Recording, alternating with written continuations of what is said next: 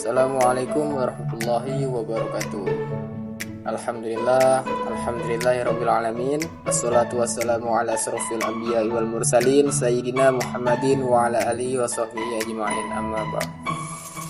Yang pertama-tama, marilah kita panjatkan puji syukur kita kehadirat Allah Subhanahu wa taala. Karena berkat nikmat Allah lah kita masih bisa melakukan aktivitas kita pada hari ini. Salawat salam kita intinya mari kita aturkan, kita curahkan kepada Nabi Muhammad sallallahu alaihi wasallam yang mana telah membawa kita dari zaman kegelapan hingga zaman terang benderang yang seperti kita rasakan pada saat ini. Sebelumnya izin kepada Ibu dosen pengampu, Bu Mutia, selaku dosen pengampu pada mata kuliah Inovasi Pendidikan Islam. Izinkan saya untuk memperkenalkan diri terlebih dahulu. Nama saya Coki Ateriansyah dengan NIM 2411021. Dengan adanya video ini, saya bermaksud untuk membuat tugas video sebagaimana yang telah Ibu dosen pengampu amanahkan kepada kami. Nah, di sini ada beberapa hal yang akan saya jelaskan, yaitu mengenai metode dan pendekatan yang sebagaimana telah Ibu dosen pengampu amanahkan kepada kita. Yang pertama itu, di sini saya akan memilih pendekatan kontekstual ataupun CTL, yang dimana pendekatan pembelajaran ini yang mengaitkan pembelajaran dengan kehidupan nyata. Kemudian untuk metodenya saya akan memilih metode PJBL ataupun Project Based Learning, yaitu pembelajaran yang melalui pembuatan proyek nyata. Nah, saya memilih pendekatan CTL dengan metode PJBL karena kita akan mengkombinasi materi pembelajar dari kehidupan nyata. Dan untuk mata pelajarannya itu saya akan mengambil pada mata pelajaran fikih. Mengapa saya mengambil mata pelajaran fikih? Karena itu langsung bersangkutan dengan kehidupan nyata seperti wudhu, sholat, puasa, dan lain-lain. Nah, kemudian pada mapel fikih ini saya mengangkat tema pada rukun Islam, yaitu salah satunya mengenai tentang sholat. Pada dasarnya, memahami sholat fardu dan mampu mempraktikkan sesuai syariat. Tujuan pembelajarannya, siswa mampu menjelaskan pengertian, hukum dan syarat sholat fardu, menyebutkan rukun dan sunnah sholat fardu dengan benar. Kemudian mempraktekkan gerakan dan bacaan sholat fardu. Kemudian membuat proyek video sebagai tugas dalam mapelnya. Nah, kemudian untuk langkah-langkah pembelajarannya, yaitu pada pertemuan pertama yaitu kita akan memahami materi tentang sholat, yang dimana kita akan melakukan sesi pertemuan pertama ini kurang lebih kita akan memulai pembukaannya itu 10 menit, dimana kita akan menjelaskan ataupun guru akan masuk ke dalam kelas dengan mengucapkan salam. Kemudian pada kegiatan intinya kita menampilkan video tata cara sholat yang benar, yang sesuai dengan syariat. Kemudian siswa mengamati dan mencatat hal-hal yang penting. Kemudian guru juga akan menjelaskan syarat sah sholat itu apa, rukun sholatnya itu apa saja, dan bacaan sholat dengan bahasa yang mudah dipahami.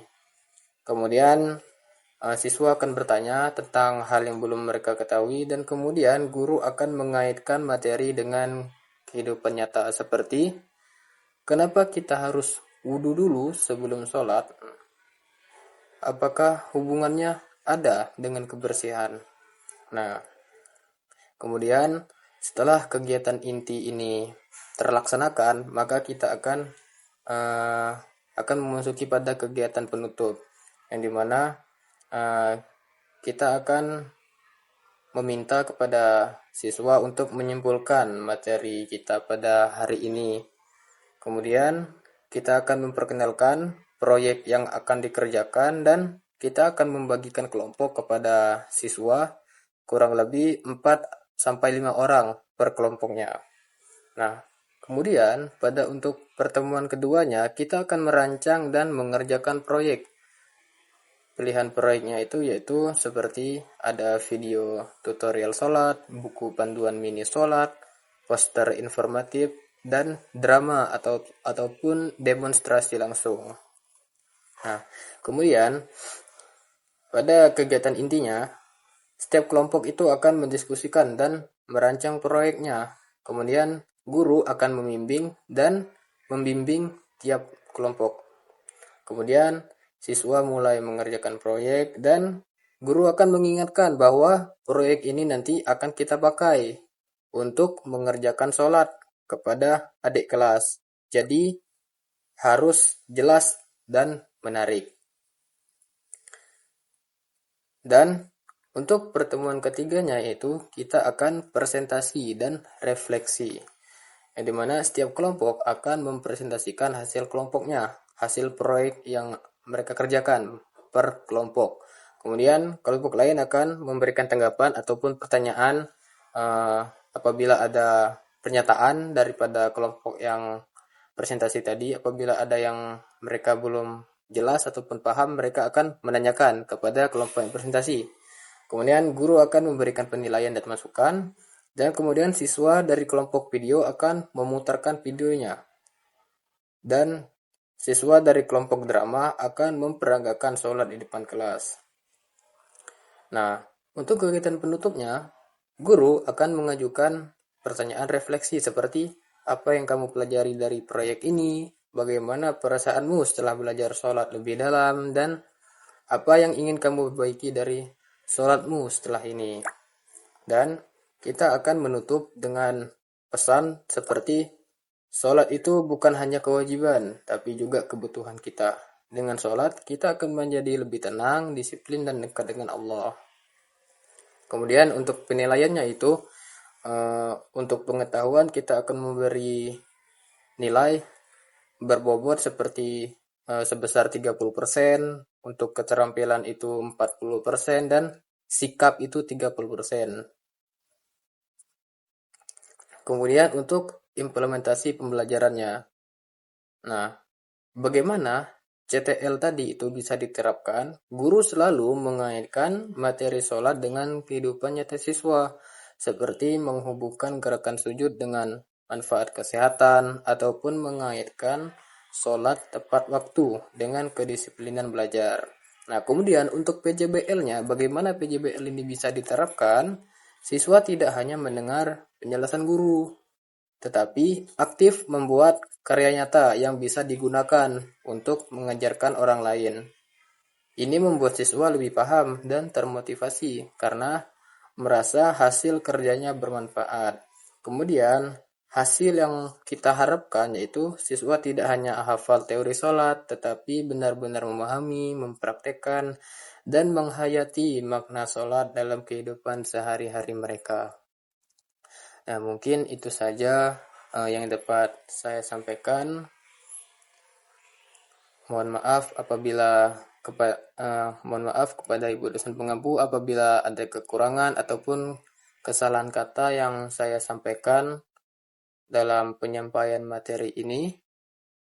Kepada Allah saya mohon ampun. Wabillahi taufiq wal hidayah. Wassalamualaikum warahmatullahi wabarakatuh.